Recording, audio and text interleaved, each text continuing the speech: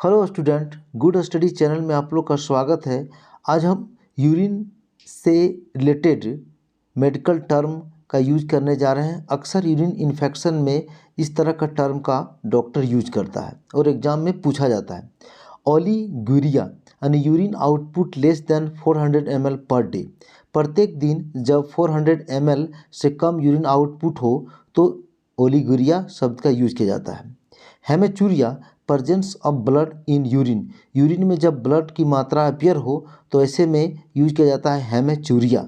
इस तरह से proteinuria the presence of protein in urine. जब यूरिन में प्रोटीन की मात्रा अपीयर होने लगे तो यूज किया जाता है मेडिकल टर्म में क्या, प्रोटोन्यूरिया। और इस तरह से शब्द अक्सर एग्जाम में पूछा जाता है, ओलिगुरिया, हेमेचूरिया, प्रोटोन्यूरिया। अब नेक्स्ट देखते हैं एनूरिया। नेक्स्ट क्या है, एनूरिया, अब्सेंस ऑफ यूरिन। जब यूरिन की आउटपुट नहीं के बराबर हो तो ऐसे में यूज किया जाता है anuria. Dysuria pain on passing urine often describe as a burning sensation. जब यूरिन पास करने में दर्द हो और बर्निंग सेंसेशन यानी जलन हो तो ऐसे में मेडिकल टर्म क्या यूज किया जाता है, डायसूरिया।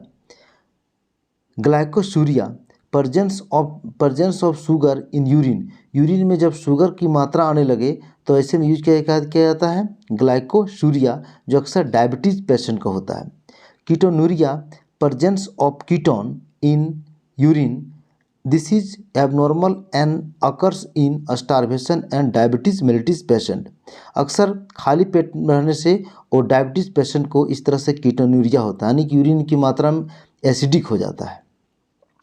नेक्स्ट देखते हैं nocturia, passing urine during the night.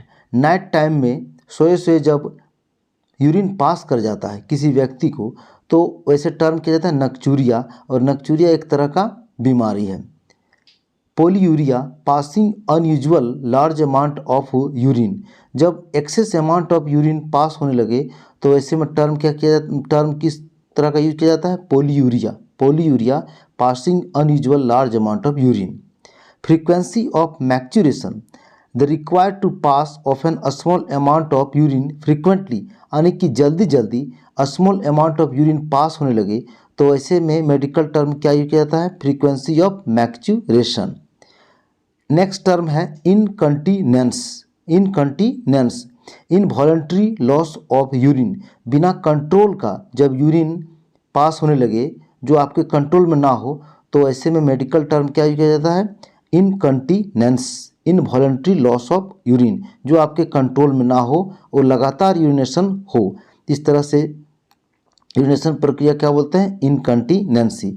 इस तरह के टर्म को अक्सर एग्जामिनेशन में पूछा जाता है और इन टर्म को आप याद कर लें ताकि आपको एग्जाम में मिस ना हो। Thanks for watching good study.